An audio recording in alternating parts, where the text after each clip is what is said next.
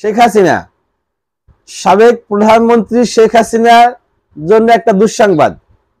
শুধু শেখ হাসিনা নয়, আওয়ামী লীগের যত বড় বড় এমপি মন্ত্রী নেতা খেতা আছে সবার জন্য এটা দুঃসংবাদ।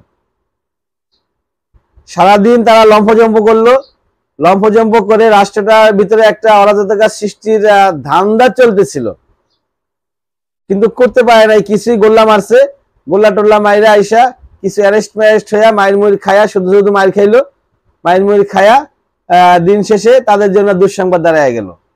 কি দুঃসংবাদ দাঁড়াইলো? দুঃসংবাদটা হচ্ছে ইন্টারপোল শেখ হাসিনাকে ধরতে ইন্টারপোলের মাধ্যমে রেড নোটিশ জারি করা হচ্ছে। আসিফ নজরুল সাহেব বলেছেন রেড নোটিশ জারি করা হবে ইন্টারপোলের মাধ্যমে। এখন এটা নিয়ে অনেকেই অনেক কথা বলতেছে যে তারেক রহমান 16 বছর লন্ডনে ছিল, তাকে তো আপনারা আনতে পারেন নাই, কম চেষ্টা করেন নাই, বহুত চেষ্টা করছে তাকে আনার জন্য, কিন্তু আনতে পারেন নাই। তো শেখ হাসিনাকেও পারবেন না, আর পারা না পারা সেটা পরের বিষয়। হুমকি দামকি দিয়ে আটকে এত রাখা যাচ্ছে।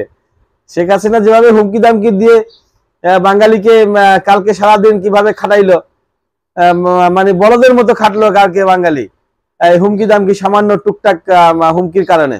তো এখন বাংলাদেশ থেকে ওই ধরনের কাজ করা হচ্ছে যে ইন্টারপোলের মাধ্যমে রেড নোটিশ জারি হচ্ছে।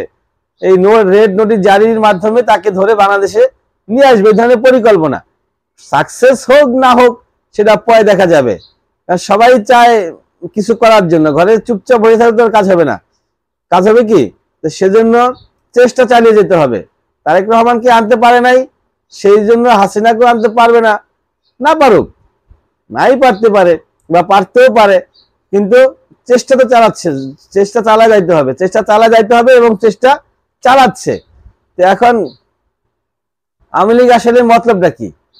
আওয়ামী লীগের মতলব তো অনেক উন্নত, বিভিন্ন দিক দিয়ে তারা হুমকি দিচ্ছে, বিভিন্ন দিক দিয়ে তারা হুমকি দিচ্ছে, অর্থাৎ বাইরে থেকেও তারা ব্যক্তিগতভাবে হুমকি দিচ্ছে, রাষ্ট্রীয়ভাবে হুমকি দেওয়া হচ্ছে।